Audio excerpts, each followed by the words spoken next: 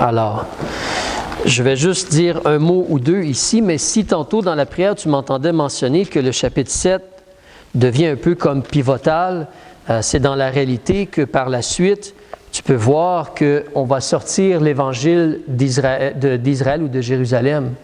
Parce qu'ensuite, au chapitre 8, on va vers les Samaritains. Et un Éthiopien se convertit. Et cela continue ensuite au chapitre 9 et 10 et 11 et 12. Alors, mais Israël a eu le message, Jérusalem a eu le message, et ils ont fait un choix. Mais ici, donc, on continue. Il y a une personne et deux groupes. Il y a Étienne qui essaie de servir Dieu, de parler de Dieu, de donner le message de l'Évangile.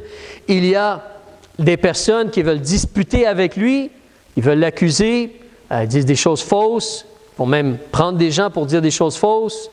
Et il y a le Sanhédrin qui n'est pas pro-Jésus du tout. Étienne est en jugement pour des paroles supposément qu'il a dites ou qu'on a modifiées peut-être, mais il doit répondre. Est-ce que Jésus va détruire ce lieu, comme est le temple, la ville? Est-ce qu'il va changer les coutumes, la loi de Moïse? Est-ce que Jésus va faire cela? Et Étienne choisit de ne pas juste dire « Non, vous m'avez mal compris ». Il choisit de prêcher à la place. Et à date, ce qu'on a vu là, si tu prends tout ce qu'il a dit, puis tu le résumes un petit peu, mais Dieu a parlé. Dieu a dit. Dieu a un plan. Pourquoi ne pas réaliser ce que Dieu essaie de faire? Pourquoi ne pas écouter et suivre les paroles révélées de Dieu? Pourquoi ne pas faire cela? Donc, il parle avec les gens. Alors, nous étions rendus, donc, le ministère de Moïse, au verset 30. Moïse s'est enfui. Et si tu te rappelles, donc, des fois, les gens vont dire, si tu veux couper ou séparer la vie de Moïse, tu as comme 120 ans. Tu as pendant 40 ans, il a appris à être quelqu'un. Il a été formé par les Égyptiens. 40 ans à apprendre à être quelqu'un. Pendant 40 ans, il était dans le désert. Il était un nobody. Pendant 40 ans, il a appris à être rien. Après ça, pendant 40 ans, il a servi Dieu. Il a été utile à Dieu. Mais ici, on regarde donc Moïse, verset 30. 40 ans après, l'ange du Seigneur lui apparut au désert de la montagne de Sina dans la flamme d'un buisson en feu. Est-ce que Dieu a un plan? Est-ce que Dieu veut faire quelque chose?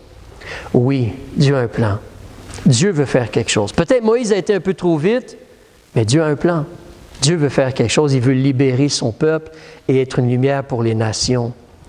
Alors Moïse, quand il voit cela, au verset 31, il est étonné de l'apparition et comme il s'approchait pour la considérer, la voix du Seigneur lui dit « Je suis le Dieu de tes pères, le Dieu d'Abraham, le Dieu d'Isaac et le Dieu de Jacob. » Et Moïse, tout tremblant, n'osait regarder.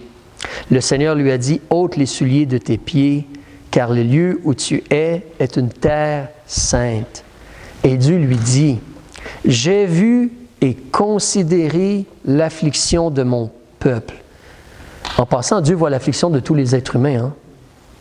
Dieu considère. Dieu n'est pas un Dieu lointain. C'est nous qui repoussons Dieu. J'ai vu et considéré l'affliction de mon peuple qui est en Égypte, et j'ai entendu leur gémissement, et je suis descendu pour les délivrer. Ce n'est pas un ange, là. C'est Dieu lui-même qui est venu pour délivrer. Viens donc maintenant, et je t'enverrai en Égypte. Ici, ce n'est pas écrit, mais tu te rappelles, quand Dieu a dit à Moïse, viens, on va aller en Égypte, qu'est-ce que Moïse a dit? Non. Non. Il a 5 excuses. 5 excuses. Dieu a répondu à ses excuses et finalement, il est allé. Et même en chemin, en passant, si tu te rappelles, il a failli mourir parce qu'il n'avait pas fait ce que Dieu demandait de faire. Il n'avait pas circoncis ses enfants. Et il a failli mourir à l'hôtellerie. C'est sa femme qui a circoncis le garçon. Époux de sang, si tu te rappelles. C'est important d'écouter et de suivre les paroles de Dieu. Alors, je t'enverrai en Égypte. Ce Moïse qu'ils avaient rejeté en disant « Qui t'a établi chef et juge ?» c'est celui que Dieu envoya pour prince. Et pour faire quoi? Pas pour dominer sur eux, pour les libérer. Pour les libérer. Sous la conduite de l'ange qui lui était apparu dans le buisson. Ailleurs dans Corinthiens, on te parle du rocher qui lui suivait dans le désert. Ce rocher, c'était Christ. Alors Christ était là, l'Esprit, la Trinité était là. Le Père, le Fils et l'Esprit étaient là avec eux. Donc, c'est celui qui les fit sortir en faisant des prodiges et des miracles au pays d'Égypte, dans la mer Rouge et au désert pendant 40 ans. Pendant 40 ans. On mentionne juste un petit peu ici le désert, mais tu vois encore Dieu, notre Dieu, ton Dieu, le vrai Dieu, le Dieu de la Bible, il a un plan. Et il essaie de faire fonctionner son plan. Il essaie d'avoir l'attention des gens. C'est pour ça que c'est important de prier que Dieu appelle des gens au ministère. Et c'est important que les gens qui sont appelés au ministère répondent à l'appel du ministère. Pas parce qu'ils sont capables, mais parce que Dieu a dit. Et Dieu va les aider. Et il faut servir Dieu. Dieu veut des ouvriers. Mais ici, justement, Moïse a été. Et Dieu a un plan. Dieu veut libérer son peuple. Dieu veut délivrer. Si tu te rappelles quand ils sont sortis de l'Égypte, peut-être même tu te rappelles l'histoire, une des plaies à un moment donné où Dieu a parlé de détruire, certains Égyptiens ont craint Dieu et la parole, puis ils ont amené leurs animaux à l'intérieur. Beaucoup d'Égyptiens, Dieu, ce que Dieu dit. Mais certains, non. On a déjà assez vu de choses, on va entrer les choses à l'intérieur. Et ils ont été comme protégés. Mais là, ils craignaient la parole de Dieu. Mais Dieu veut éclairer les gens. Il y a des gens qui ont sorti aussi d'Égypte et qui ont suivi Israël, si tu lis le livre Exode et Nombres, des étrangers. Alors, et ensuite, tu arrives, comme il te parle du désert. Là, le désert, c'est beaucoup d'années, hein?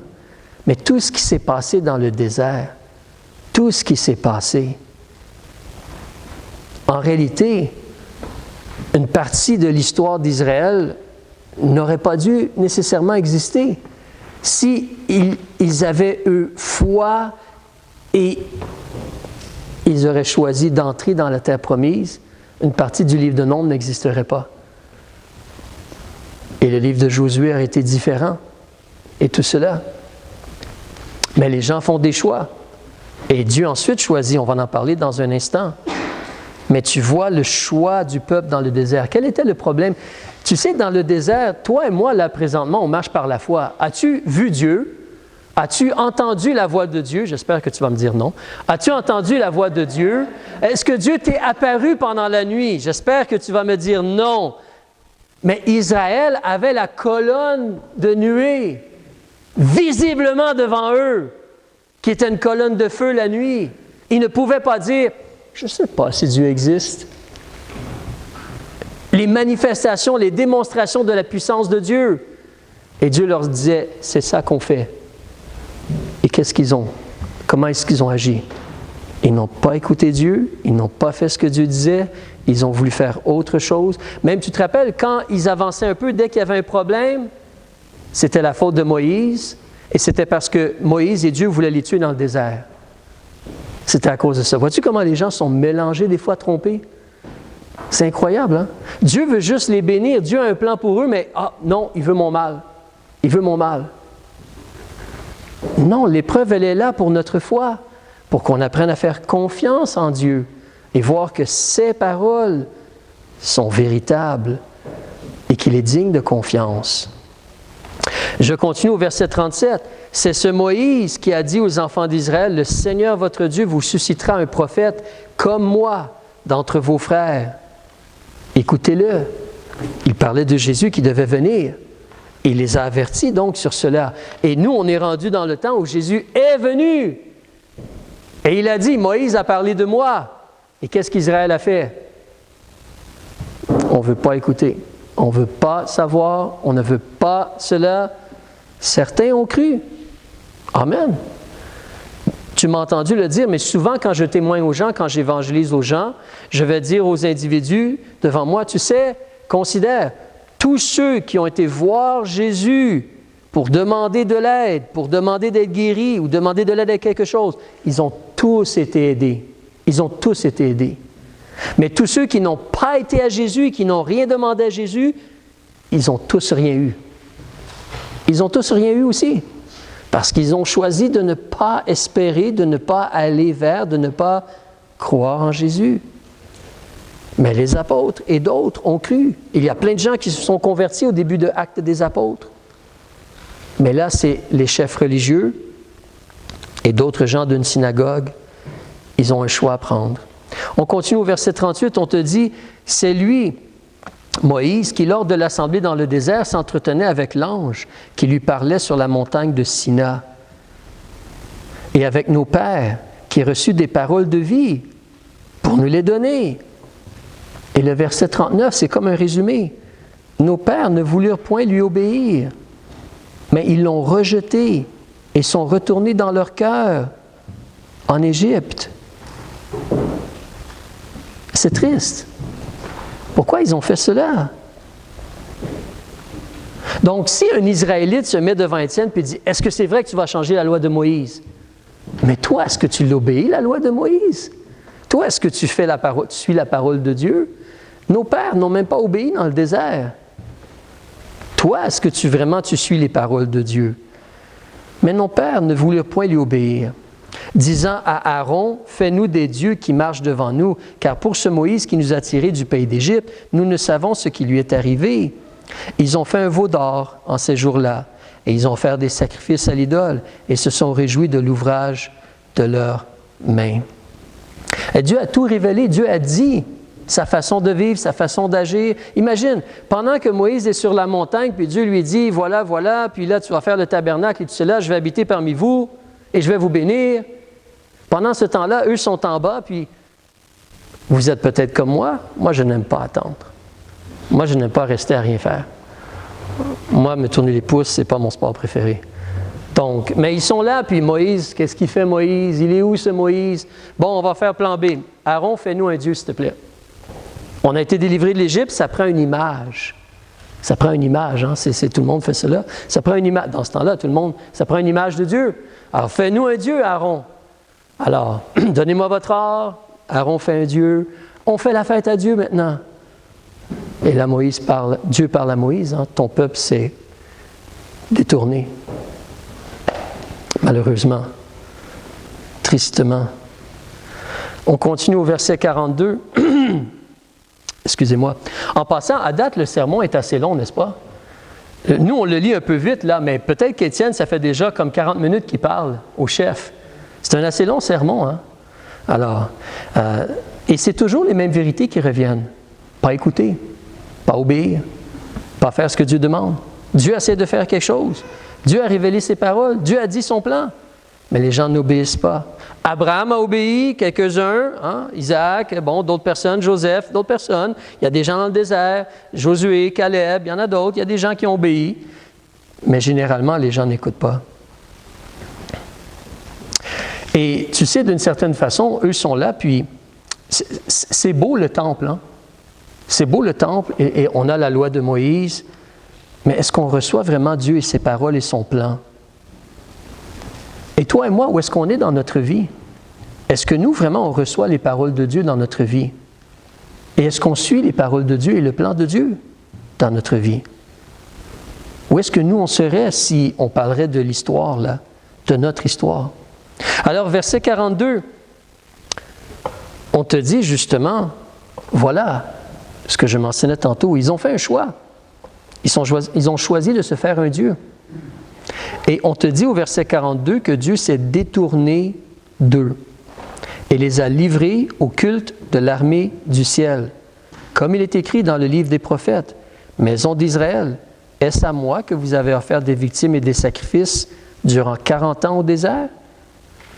Vous avez porté le tabernacle de Moloch, une idole, et l'astre de votre Dieu, Remphan, une idole, des figures que vous avez faites pour les adorer. » C'est frappant, hein? Si tu lis les livres de Moïse, tu ne vois pas trop cela. Si tu lis Exode, Lévitique, Nombre, tu ne vois pas trop cela. Mais Dieu nous dit que c'est ce qui se passait. C'est ce qui se passait parmi le peuple. C'était le peuple de Dieu, Dieu s'en occupait, Dieu essayait de les mener, mais eux, leur cœur était attaché à d'autres choses.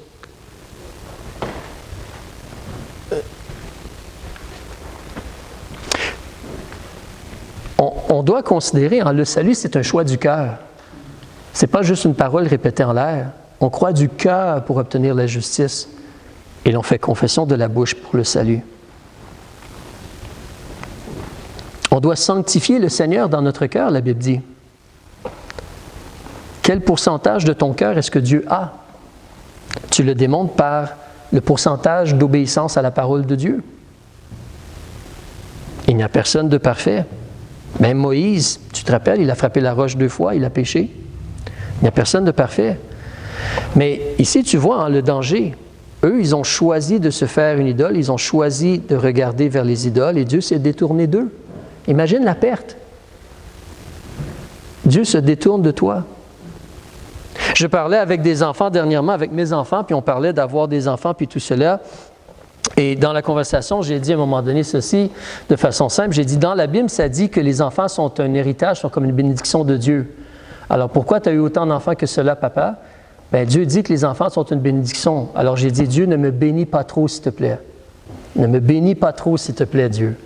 Vous comprenez? Si les enfants sont une bénédiction, bénis-moi, Dieu. Bénis-moi, donne-moi des enfants.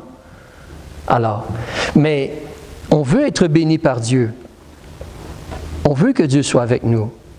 Nous, est-ce qu'on est entièrement à Dieu avec tout notre cœur? Vous avez peut-être déjà lu dans l'Évangile, dans l'Épître de Jean, Jean, à la fin, le dernier verset au chapitre 5 dit « Gardez-vous des idoles ». Et vous savez à qui il parle? Il parle à des sauvés. Il parle à des chrétiens. Un enfant de Dieu né de nouveau a des idoles des fois. Il adore pas nécessairement Dieu, mais autre chose que Dieu. Il adore Dieu d'une autre façon que Dieu demande de l'adorer. Il fait autre chose. Ici, ce sont les enfants d'Israël qui sont supposés être le peuple de Dieu, qui ont ces idoles-là avec eux, et donc Dieu se détourne d'eux. Il y a des conséquences. À la fin du verset 43, Dieu dit « Je vais vous transporter au-delà de Babylone. » Vous voulez servir la pierre et le bois? Allez-y. Va servir la pierre et le bois à Babylone. Après ça, je vais te ramener. Là, tu vas te convertir à moi avec tout ton cœur. Mais on continue au verset 44. Là, il va parler du tabernacle, la question, le tabernacle, le temple de Dieu. Le tabernacle du témoignage a été avec nos pères au désert, comme l'avait ordonné celui qui avait dit à Moïse, « Fais-le selon le modèle que tu as vu. » Et nos pères, l'ayant reçu, l'emportèrent sous la conduite de Josué au pays qui était possédé par les nations, que Dieu chassa de devant nos pères jusqu'au jour de David, qui a trouvé grâce devant Dieu. Même David, il n'était pas parfait. Mais la Bible dit que David, c'était un homme selon le cœur de Dieu. Le cœur. Mais il a trouvé grâce devant Dieu. Il lui a demandé de bâtir une demeure au Dieu de Jacob. Mais c'est Salomon qui lui a bâti une maison. Verset 48.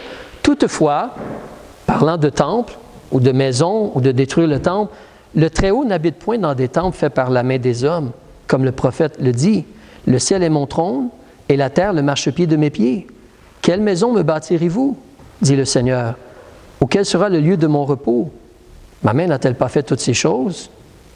Effectivement, nous-mêmes, dans la situation dans laquelle on est rendu, on sait qu'en réalité, si tu es sauvé, ton corps, c'est le temple du Saint-Esprit. On se réunit dans un bâtiment, c'est le lieu où l'assemblée se réunit. Mais Dieu habite en nous.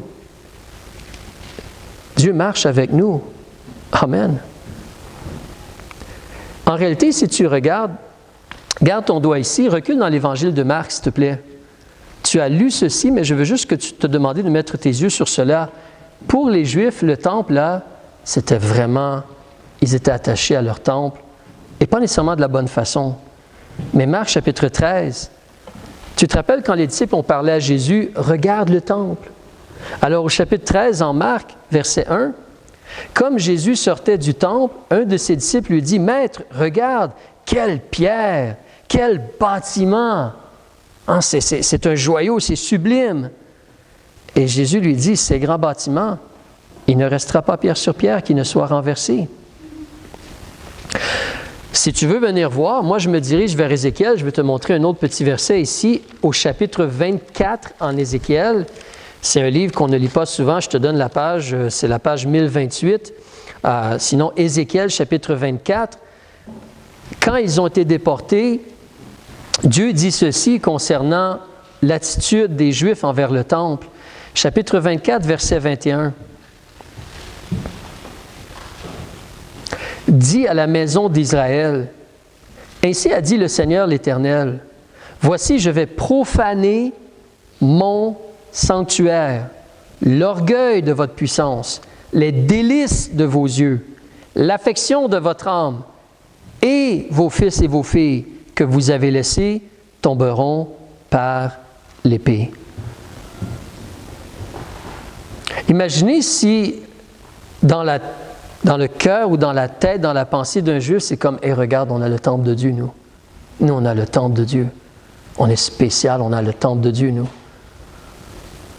Oui, mais ce n'est pas le temple de Dieu qui est important, là. C'est pas ça, là. C'est d'aimer Dieu avec tout son cœur, toute sa force, toute sa pensée. C'est ça vraiment qui est important. C'est pas juste dire on a un temple. Comme nous, on parlait dernièrement. Imaginez si je suis un Juif. Ah, c'est pas grave si je fais un péché, tiens, un sacrifice. Là, je peux continuer ma vie. Ah, ben tiens, un autre sacrifice. Et là, je continue ma vie. C'est pas le sacrifice que Dieu demande. Le sacrifice, il est là dans la miséricorde de Dieu pour qu'on puisse avoir nos péchés couverts. Ce que Dieu demande, c'est qu'on se détourne du mal. C'est ça que Dieu demande. Alors, retournons, on va terminer dans Actes chapitre 7. Il est en train de terminer son sermon et d'arriver comme à une conclusion. Alors, le temple, donc, ce n'est pas cela vraiment qui est important, monsieur, les gens du Sanhédrin et tout. Mais au verset 51, là, il parle aux individus qui sont devant eux. Puis, il va vraiment parler à leur cœur. Il dit au verset 51 du chapitre 7, « Gens de col roide ». Vous pourriez remplacer col par cou, ce sont des synonymes. « Gens de cou, de col roide ». Vous êtes têtus, en d'autres mots. Vous ne voulez pas vous laisser conduire ou diriger par Dieu. Gens de col roide et incirconcis de cœur et d'oreille. C'est bien beau, tu as eu la circoncision physique, mais ce n'est pas ça que Dieu demande surtout. C'est ton cœur. Mais ton cœur, complètement incirconcis. Tes oreilles, complètement incirconcis. Alors, ensuite, il dit, vous vous opposez toujours. Le mot « toujours » est fort, n'est-ce pas? Vous vous opposez toujours au Saint-Esprit. Vous êtes tels que vos pères. C'est pour ça que je dis, depuis le début, Étienne leur dit, Dieu a parlé, Dieu a un plan, Dieu essaie de faire quelque chose. Et qu'est-ce que la maison d'Israël fait? Elle s'oppose à Dieu. Elle résiste à Dieu. Elle ne fait pas ce que Dieu demande. Elle est infidèle dans l'alliance envers Dieu et toutes ces choses-là. Vous vous opposez toujours au Saint-Esprit. Vous êtes tels que vos pères. Quel est le prophète que vos pères n'aient pas persécuté? Ils ont tué ceux qui avaient prédit l'avènement du juste, que vous avez livré maintenant. Oh, ça c'est comme, paf! Tu es responsable, monsieur, et dont vous avez été les meurtriers. Si tu te rappelles, Pierre avait parlé comme cela aussi un peu avant dans le livre d'Actes des Apôtres. Hein? Et les chefs n'aiment pas cela, entendre cela. Mais c'est la réalité. Regardez ce qu'il leur dit au verset 53, parlant la loi, là, est-ce qu'on va changer la loi? Il dit au verset 53, « Vous qui avez reçu la loi par le ministère des anges et qui ne l'avez point gardée. Vous me jugez présentement, vous jugez Jésus et ses paroles parce qu'il va y avoir une nouvelle alliance, mais vous n'avez jamais gardé la loi vous-même. Vous n'avez pas été fidèle vous-même. Regardez votre cœur et votre vie. Vous avez un cœur incirconcis. Ils n'ont pas reçu Christ, ces gens-là, ils ne sont pas sauvés. Mais c'est comme le peuple de Dieu. Alors, il a comme terminé son sermon. Il a conclu, puis il a été très pointillé sur le fait qu'on a un choix à prendre. Est-ce qu'on va continuer à s'opposer? Est-ce qu'on est contre la parole de Dieu? Qu'est-ce que l'audience va faire? Qu'est-ce que le Sanhédrin et les gens qui l'ont accusé, des synagogues qui s'opposaient à lui, comment est-ce qu'ils vont agir ou réagir? Est-ce qu'ils vont pleurer? Est-ce qu'ils vont être touchés de componction en leur cœur? Est-ce qu'ils vont considérer se repentir devant Dieu? Est-ce qu'ils vont voir la réalité de eux, pas juste leur père, mais eux où ils en sont là? Est-ce qu'ils vont voir cela? Tu connais l'histoire, mais on dit au verset 54, quand ils ont entendu cela, ils ont été transportés de rage. De rage. C'est un gros mot, en rage. Habituellement, c'est les animaux qui ont la rage, n'est-ce pas? Mais ils ont été transportés de rage en leur cœur. Donc, c'est au profond de eux, là. Et ils grinçaient les dents contre Étienne. Vraiment, ils montraient leurs dents, là. Donc, ils n'ont pas aimé ce qu'Étienne a dit, il semblerait. Peut-être je me trompe. Mais je pense qu'ils ne sont pas trop contents du message qu'Étienne a livré. Mais ce qui est vraiment formidable et encourageant au verset 55, c'est qu'on te dit, Étienne, lui devant Dieu, comment il se tient? C'est un homme imparfait, il est pécheur. Il n'a aucune perfection. Il est sauvé par la grâce de Jésus. Mais il n'a fait que donner les paroles et les vérités de Jésus. Et la réalité historique de l'Ancien Testament, c'est ce que la Bible dit. Il n'a répété que ce que la Bible dit. Lui, il est rempli du Saint-Esprit. Il est rempli du Saint-Esprit. Alors, je parlais tantôt avec un frère, mais tu sais, la réalité, c'est que être rempli du Saint-Esprit, ça ne veut pas dire parler en langue. Être rempli du Saint-Esprit, ça ne veut pas dire juste sourire puis être « je t'aime, tu es beau, tu es fin ». C'est pas juste cela, être rempli du Saint-Esprit. Être rempli du Saint-Esprit, c'est recevoir les paroles de Dieu, les mettre en pratique et les passer aux gens autour de nous. Ça, c'est être rempli du Saint-Esprit. Et dire aux gens clairement « ça, c'est pas bon, ça, c'est pas bien, mets-toi en règle avec Dieu », il est rempli du Saint-Esprit. Il n'a rien dit de mal, Étienne, là. Il est rempli du Saint-Esprit. Il a fait le travail que Dieu demandait de faire. Il est rempli du Saint-Esprit. Et les yeux attachés au ciel, il a une bénédiction particulière. Il voit la gloire de Dieu. Et Jésus debout à la droite de Dieu. Et il dit cela, il dit « Hey, je vois les cieux ouverts et le Fils de l'homme debout à la droite de Dieu. » Ouh! Les gens qui l'entendent, là, déjà là, ils ne sont pas d'accord avec lui, ils ne l'aiment pas, puis lui dit en plus, hey, en passant, je vois Jésus. Si vous connaissez aussi, si vous avez une bonne mémoire, vous vous rappelez Jésus quand il était justement accusé par le Sanhédrin, puis le sacrificateur lui a dit, es-tu le Fils du Dieu béni? Qu'est-ce que Jésus a dit? Il a dit, le Fils de l'homme va venir du ciel. Il a parlé d'être dans le ciel, le Fils de l'homme. Des mots un peu similaires à ceci, maintenant. Je me demande si les sacrificateurs ont eu comme un flashback, comme « Hey, il a dit la même chose, lui, l'autre fois. » Et ainsi de suite. Mais oui, Jésus est debout à la droite du Père, ici, dans les cieux, et on le voit. Mais eux, justement, sont vraiment contre Dieu et ses paroles, là. Donc, ils poussent de grands cris, ils se bouchent les oreilles. Ça, c'est fort, hein? Tu te bouches les oreilles, là.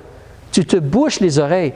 Un jour, à un moment donné, je témoignais à quelqu'un dans un parc, je parlais à quelqu'un, et l'autre personne à côté n'aimait pas trop ce que je disais. Mais je parlais à quelqu'un, puis là, j'ai comme arrêté, puis j'avais ma Bible comme ici. L'autre personne, elle m'a enlevé la Bible, elle est partie avec. Elle est partie avec ma Bible, pensant que j'arrêterais de parler parce que je n'avais pas la Bible entre mes mains. C'était comme, garde-la, lis-la, pas de problème, c'est beau. Et moi, j'ai continué à parler avec le monsieur, puis le monsieur a dit, mais non, viens ici, donnez sa Bible, voyons donc, qu'est-ce que c'est que ça? Mais ils ne veulent pas l'écouter. Ils bouchent leurs oreilles. C'est fort, c'est lourd, l'attitude des gens ici. Alors, et là, ensuite, tu connais l'histoire, ils se jettent tous ensemble sur lui, ils le traînent hors de la ville et vont le lapider. Ils vont le lapider. Ils vont se débarrasser de lui. Ils vont faire cela. Mais donc, certainement, tu peux voir que ces gens-là, ils s'opposent vraiment au Saint-Esprit. Ils s'opposent vraiment à Dieu, au plan de Dieu, aux paroles révélées de Dieu. Ils ne veulent pas du tout entendre ce que Dieu a à dire. Pas du tout. Maintenant, toi et moi, on est ici ce matin. Je pense que la plupart d'entre vous, vous êtes nés de nouveau. Peut-être les jeunes enfants, vous pensez faire des décisions, vous êtes jeunes, peut-être vous ne comprenez pas tout, mais il y a une décision à être prise concernant est-ce que Jésus est mort à ma place? Est-ce que moi, je devrais mourir pour la désobéissance quand j'ai fait des choses mauvaises?